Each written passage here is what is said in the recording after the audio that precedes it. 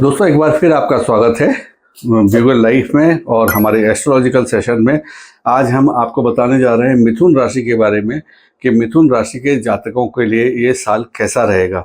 और विशेषकर हम जो बताने जा रहे हैं वो ये बताने जा रहे हैं कि 3 मेजर प्लैनेट्स हैं जिनका ट्रांजिट इस साल हुआ है और उनमें से एक गुरु है, एक शनि है, एक राहु है। सबसे पहले शनि देव का ट्रांजिट हुआ था 29 मार्च को, जहां वो 11 नंबर वाली राशि से मतलब कुंभ राशि से और मीन राशि में आए। और उसके बाद 12 मई को गुरु जो हैं वो शत्रु राशि दूसरे नंबर की राशि से मतलब वृषभ राशि से और मिथुन राशि में आए। और तीसरा जो ट्रांजिट हुआ वो राहु का ट्रांजिट हुआ जो 18 मई को मीन राशि से कुंभ राशि में गए, चूंकि राहु उल्टे चलते हैं। और बीच में कुछ समय राहु और शनि का एकात्म भी था, मतलब एक साथ भी थे। तो हम देखेंगे कि इन गोचरों का जो लगभग 1 साल या 1 साल के ऊपर तक प्रभाव रखेंगे, इनका मिथुन राशि के ऊपर क्या प्रभाव होगा वो हम देखने की कोशिश करते हैं इस वीडियो में दोस्तों। तो हम देखते हैं दोस्तों कि सबसे पहले गुरु जो हैं वो अपनी शत्रु की राशि से और लग्न में आ गए हैं जहां चंद्रमा पहले से ही विराजमान है, यानी कि गुरु चंद्र योग बन रहा है जो अपने आप में एक शत्रु योग भी होता है, लेकिन गुरु चंद्र योग बहुत शुभ माना गया है। और गुरु चंद्र योग अगर लग्न में बनता है तो इसका मतलब आपकी पर्सनैलिटी, आपका व्यक्तित्व, आपके पूरी ऊर्जा में एक अद्भुत निखार सामने आएगा और वो निखार लोगों को विजिबल होगा, वो दिखेगा लोगों। तो ये जो ट्रांसफॉर्मेशन आपकी पर्सनैलिटी में आ रहा है, ये ट्रांसफॉर्मेशन आपका लगभग 1.5 साल की अवधि के बाद ये वाला ट्रांजिशन आ रहा है। और अगर हम गुरु की पूरी साइकिल के हिसाब से देखें तो ये लगभग आपका 16 साल के बाद ये योग आया है कि गुरु आपके लग्न में फिर से विराजमान है और इस बार चंद्र साथ में है वहां पर। तो चंद्र और गुरु जबरदस्त रूप से आपके भाग्य में उन्नति करेंगे, आपके बहुत सारे एरियाज को लिट करेंगे, लाइट करेंगे। तो मिथुन राशि के लिए ये बहुत एक अच्छा ट्रांजिशन हुआ है जो गुरु का ट्रांजिशन हुआ है। अब अगर हम यहाँ से सिर्फ गुरु के बारे में देखें तो गुरु की 1, 2, 3, 4, 5वीं जो दृष्टि है वो पड़ रही है पंचम हाउस में, जो आपके भी एजुकेशन का हाउस है और आपके बच्चों के भी एजुकेशन का हाउस है। तो अगर हम पंचम हाउस की बात करें तो आप अपनी स्टडीज को फर्दर कर सकते हैं। जो स्टूडेंट्स हैं उनके लिए बहुत अच्छा प्रयोग इसका होगा और वो बहुत अच्छी सफलताएं अपने एजुकेशन में प्राप्त कर सकते हैं। वो कोई कॉम्पिटिटिव एग्जाम, बड़े लेवल के कॉम्पिटिटिव एग्जाम्स क्लियर कर सकते हैं और उनका पढ़ाई में एक विशेष योग बनेगा। उसके बाद अगर हम देखते हैं तो सप्तम दृष्टि इनकी पड़ रही है धनु राशि सप्तम हाउस में, उस पर इनकी सप्तम दृष्टि गुरुदेव की पड़ रही है और चंद्र की भी दृष्टि है। इसका मतलब यह है कि आपका दाम्पत्य जीवन बहुत अच्छा रहने वाला है। और अगर उसमें पिछले कुछ सालों में या कुछ महीनों में तनाव था, बहुत सारी प्रॉब्लम्स थी, बहुत सारी दिक्कतें थी, तो वो सारी प्रॉब्लम्स, सारी की सारी दिक्कतें आपकी सुलझेंगी। आपके दाम्पत्य में, आपके रिलेशनशिप में, आपके संबंधों में लाभ होगा। 7वां घर जो है वो आपके दैनंदिन आय का भी घर होता है। तो यूं अगर हम देखें तो आपकी दैनंदिन आय भी बढ़ेगी और अगर आप नौकरी पेशा हैं तो आपको कोई प्रमोशन मिल सकता है, आपको कोई अच्छा असाइनमेंट मिल सकता है जिसके साथ आपकी सैलरी और पर्क्स में भी रिवीजन हो सकता है और वो हायर साइड में जा सकते हैं। उसके बाद अगर हम देखें तो गुरु की 9वीं दृष्टि जो है वो भाग्य स्थान में पड़ रही है जहां राहु खुद विराजमान है। 11वें राशि के राहु यानी कि कुंभ के राहु बहुत अच्छा फल देते हैं। जनरली दूसरे घरों में ज्यादा अच्छा फल देते हैं, 9वें भाव में उतना ज्यादा परिणाम नहीं होता है, लेकिन गुरु की शुभ दृष्टि होने के कारण और राहु की पंचम दृष्टि गुरु पर होने के कारण राहु और गुरु का जो कॉम्बिनेशन है वैसे तो दारिद्र्य योग बनाता है, लेकिन चूंकि ये सब शुभ बैठे हुए हैं तो इस कारण से ये आपको अप्रत्याशित भाग्य में वृद्धि भी दे सकता है। धन, वैभव और सुख शांति में भी काफी हद तक ये कंट्रीब्यूट कर सकता है और आपको सफलताएं दिला सकता है। दोस्तों गुरु के गोचर के बाद अगर हम शनि को देखें तो शनि का प्लेसमेंट अपने ही हाउस में, मतलब दशम हाउस शनि का खुद का हाउस होता है,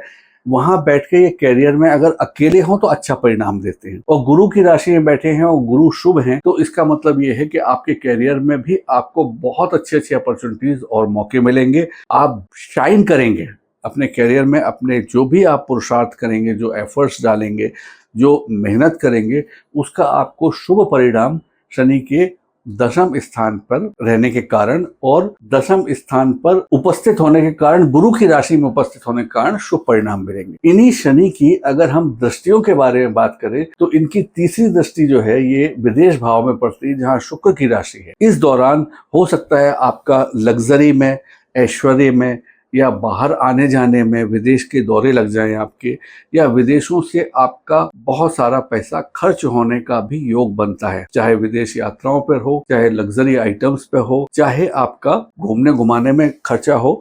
लेकिन कुछ खर्चा यहाँ पर मिथुन राशि के लिए शनिदेव की तीसरी दृष्टि 12वें हाउस में करा सकती है। इसके बाद अगर हम देखें तो 7वें घर में जहाँ पर की बुध की राशि मौजूद है, कन्या राशि मौजूद है, वहां पर शनि भगवान की सप्तम दृष्टि है। शनि और बुध आपस में एक दूसरे के मित्र हैं, तो चौथा घर भी आपका बहुत लिट हो रहा है और उसमें बहुत शुभ परिणामों की उम्मीद है। लेकिन फिर भी शनि कभी कभी बुध को मंदा कर जाते हैं, तो आपको थोड़ा सा माता के स्वास्थ्य के प्रति विशेष रूप से सजग रहना पड़ेगा, बाकी तो सब ठीक है। उसके बाद शनि की अगर हम 10वीं दृष्टि का यहाँ पे अंदाज लगाएं तो 10वीं दृष्टि जो है शनि की वो पड़ रही है पत्नी के हाउस पे, पत्नी के हाउस में, जहाँ फिर गुरु की ही राशि है और शनि भी गुरु की राशि में बैठ के गुरु की राशि में ही सप्तम हाउस को देख रहे हैं। तो आपके संबंध अपनी स्पाउस के साथ, अपने पार्टनर के साथ अच्छे हो सकते हैं। थोड़ा बहुत तनाव की स्थितियां कभी कभार बन सकती हैं, वो वैचारिक रूप से बन सकती हैं, क्योंकि अगर आप देखें तो गुरु और शनि के जो सतगुणी प्रभाव हैं वो लगभग एक जैसे होते हैं। तो अगर आप सब कुछ सही कर रहे हैं तो यहाँ पे भी आपको शुभता ही देखने को मिलेगी और शुभ परिणाम ही देखने को मिलेंगे। अब अपन दोस्तों बात करते हैं कि राहु क्या परिणाम देंगे। तो 11वीं राशि के कुंभ के राहु वैसे पूरी कुंडली में कहीं भी बैठे हों अच्छा फल ही देते हैं। कंपैरेटिवली कुछ घरों में ज्यादा अच्छा देते हैं, कुछ घरों में कम अच्छा देते हैं, लेकिन 11वीं राशि शनि की होती है, शनि की प्रिय राशि है और राहु शनि के अभिन्न मित्र हैं, इसलिए यहाँ बैठकर भी राहु भाग्य में वृद्धि ही करेंगे। कम या ज्यादा हो सकती है लेकिन भाग्य में वृद्धि ही करेंगे। राहु की पंचम दृष्टि सीधी हमें लग्न पर पड़ रही है, जहाँ पे गुरु और चंद्र बैठे हैं। इस दृष्टि को हम देख चुके हैं कि गुरु की दृष्टि राहु पर है, राहु की दृष्टि गुरु पर है। तो अगर आप उचित मार्ग से चल के मल्टीपल सोर्सेस से धन उपार्जन करना चाहें तो ये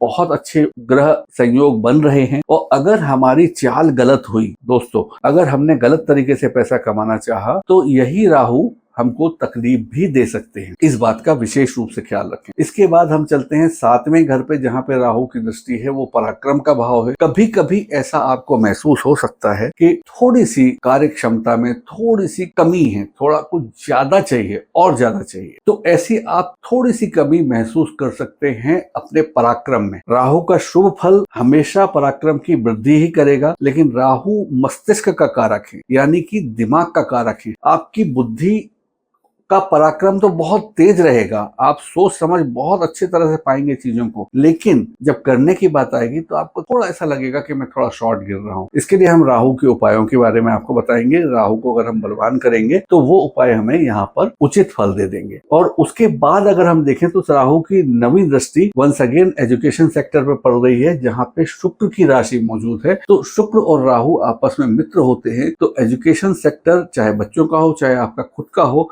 उस पर्टिकुलर सेक्टर में आप अप्रत्याशित सफलताएं भी प्राप्त कर सकते हैं, क्योंकि राहु अप्रत्याशित घटनाओं का ही एक कारक ग्रह बनता है। राहु जो भी चीजें करता है वो एकदम फटाफट करता है। तो अगर राहु की दृष्टि इस भाव पर पड़ रही है तो इस समय उच्च एजुकेशन के, उच्च शिक्षा के योग आपको या आपकी संतति को हो सकते हैं। तो दोस्तों अब अगर हम देखें तो ये पूरी कुंडली में हमें नेगेटिव पॉइंट्स बिल्कुल ना के बराबर दिखते हैं, लेकिन बहुत सारी पॉजिटिविटी आने वाली है। आपके लाइफ में कई सालों से चली आ रही बहुत सारी दुविधाएं, कई सालों से चले आ रहे संघर्षों में थोड़ी शांति मिलेगी। आपका कैरियर अपब्रिंग होगा, ऊपर की तरफ जाएगा। आपके रिलेशनशिप अपनी स्पाउस से भी सुधरेंगे, आपके रिलेशनशिप अपने वर्क प्लेस में भी सुधरेंगे और सारी जगहों पर आप बड़ा ट्रांसफॉर्मेशन देखेंगे। हम जैसे सबको बताते हैं, क्योंकि हम राहु और शनि 2 ग्रह की बात कर रहे हैं, जब राहु के गोचर की बात करते हैं तो केतु का गोचर ऑटोमेटिकली हो जाता है, क्योंकि ये दोनों एक साथ ही मूव करते हैं। एक सिर है और एक धड़ है, तो ये दोनों कभी अलग अलग नहीं जाते, ये एक साथ ही मूव करते हैं। तो राहु भी शनिवार का दिन राहु के लिए होता है और शनि के लिए भी शनिवार का दिन होता है और केतु के लिए भी शनिवार का दिन होता है। तो अगर हम शनिवार के दिन कुछ विशेष उपाय करें, जैसे फॉर एग्जाम्पल शनि के मंदिर में जाके शनि की आराधना करना, भैरव बाबा के मंदिर में जाके भैरव बाबा की और राहु की आराधना करना, जैसे शनिवार के दिन वृद्धों को, असहायों को, गरीबों को जिनकी उम्र ज्यादा हो गई है उनको भोजन कराना या उनको कुछ भी खिलाना, जैसे भी आप जो आपको सहूलियत गिरती है वो आप खिला सकते हैं। शनिवार के दिन आप राहु के लिए काले कुत्ते को तंदूर में बटर लगी रोटी खिलाएं, आप देखेंगे बहुत फर्क पड़ेगा इससे आपकी मानसिकता पर, आपकी भाग्य वृद्धि पर और आपके बहुत सारी चीजों पर जो लाइफ में होने वाली हो। इसके अलावा दोस्तों इस कुंडली में अगर आप चाहें तो यहाँ पे रत्नों की सहायता ले सकते हैं, लेकिन रत्नों की सहायता लेने के लिए एक इंपॉर्टेंट बात ये होती है कि अभी हम सिर्फ 3 ग्रहों की बात कर रहे हैं, लेकिन बाकी के 6 ग्रह छूट गए। तो अगर आप चाहें और हमसे विमर्श कराना चाहें या किसी अच्छे अन्य ज्योतिष से विमर्श कराना चाहें तो देख लें कि कौन से रत्न आपको सूट कर रहे हैं। तो मेरे हिसाब से अगर आप पूछेंगे तो मैं आपको एक चीज बोलूंगा कि एक तो आपको जो आपका लग्न लॉर्ड है, तीसरा नंबर है, मतलब मैंने एक पहले वीडियो में, सबसे पहले एस्ट्रोलॉजिकल वीडियो में ये वाली चीज बताई है कि लग्न और राशि और राशियों में क्या फर्क है और चंद्र राशि में क्या फर्क है और जोडिक साइंस में क्या फर्क है। तो 3 नंबर यानी कि ये आपकी लग्न है और इसका मतलब ये है कि अगर ये मिथुन लग्न है तो मिथुन लग्न के लिए पन्ना बहुत ही उपयोगी रत्न हो सकता है। पन्ना के बारे में एक उसका दूसरा उतना ही प्रेशियस स्टोन होता है, इसको सेवोराइट बोलते हैं। हमने एस्ट्रोलॉजिकल जेम्स के बारे में कुछ बुक्स भी लिखी हुई हैं और जेम्स के ऊपर एक अलग से पूरा सेशन आपका लूंगा मैं। तो अगर हम यहाँ पे बुध के लिए पन्ना धारण करते हैं और अगर हम शनि के लिए यहाँ पे नीलम धारण करते हैं और यहाँ राहु के लिए या तो गोमेद धारण करें या राहु और केतु और शनि तीनों के लिए एक लैपिस लैजुली करके रत्न आता है वो धारण करें, तो हमारी इस पूरी कुंडली में उन्नति में ये पूरी कुंडली के सारे घर चमक जाएंगे, एकदम लिट हो जाएंगे और आपको सडनली पता पड़ेगा कि आप एकदम से दूसरे ही पाथ पे, ग्रोथ के दूसरे ही फेज पे निकल जाएंगे आगे। आप हमारा पहला वीडियो इस सीरीज में देख सकते हैं। आप हमको डिस्क्रिप्शन बॉक्स में देखकर वहां पे हमारे व्हाट्सएप नंबर हैं, ईमेल एड्रेसेस हैं, वहां से हमें कांटेक्ट कर सकते हैं, कनेक्ट कर सकते हैं। हम जेम्स और स्टोन्स भी सप्लाई करते हैं, लेकिन वो सारी इंटरनेशनल लेबोरेटरीज के सर्टिफिकेशन के साथ होते हैं। मार्केट आजकल बहुत सारे नकली और ग्लास फील्ड टाइप के स्टोन्स भी प्लेंटी हैं, अवेलेबल है मार्केट में, बहुत सारे अवेलेबल हैं। छोटी छोटी सी रिसर्च लेबोरेटरीज भी अवेलेबल हैं जो सर्टिफिकेट्स भी देती रहती है। लेकिन एक अलग से वीडियो हम बनाएंगे, उसमें बताएंगे कि कौन सी वो लेबोरेटरीज हैं जिनकी ट्रस्ट वर्दीनेस इतनी ज्यादा है कि अगर वो एक बार सर्टिफाई कर दे कि ये नीलम है तो फिर उसे दूसरी संसार की कोई ताकत नहीं बोल सकती कि ये नीलम नहीं है। और आप गलत कंक्लूजन भी नहीं पहुंच सकते। अगर आपने ग्लास फील्ड नीलम पहन लिया, नकली नीलम पहन लिया, तो 2 चीजें, एक तो आप पैसा खर्च करेंगे, कम करेंगे लेकिन पैसा खर्च करेंगे। दूसरा, आपको ये गलत फहमी हो जाएगी कि नीलम पहनने से आपका अच्छा नहीं होता या कोई फर्क नहीं पड़ता या नुकसान नहीं हो। तो दोस्तों जेम्स के ऊपर हम अलग से बात करेंगे। मिथुन राशि के ऊपर अगर हम पूरा ओवरऑल एनालिसिस करने जाएंगे तो हम पाते हैं कि मिथुन राशि एक बहुत अच्छे शुभ परिणामों के साथ ये साल निकालेगी। यानी जो जातक मिथुन राशि के हैं उनके साथ बहुत सारा कुछ अच्छा होने वाला है। तो दोस्तों इस वीडियो में यहाँ तक बने रहने के लिए धन्यवाद। और अगर ये वीडियो आपको अच्छा लगा है तो लाइक करें, शेयर करें, सब्सक्राइब करें, कमेंट करके हमें जरूर बताएं कि वीडियो आपको कैसा लगा। और अगर आपके कोई मित्र हैं जिनकी राशि भी मिथुन राशि है और जो इससे फायदा उठा सकते हैं तो वो उनको भी आप ये वीडियो शेयर कर सकते हैं। धन्यवाद।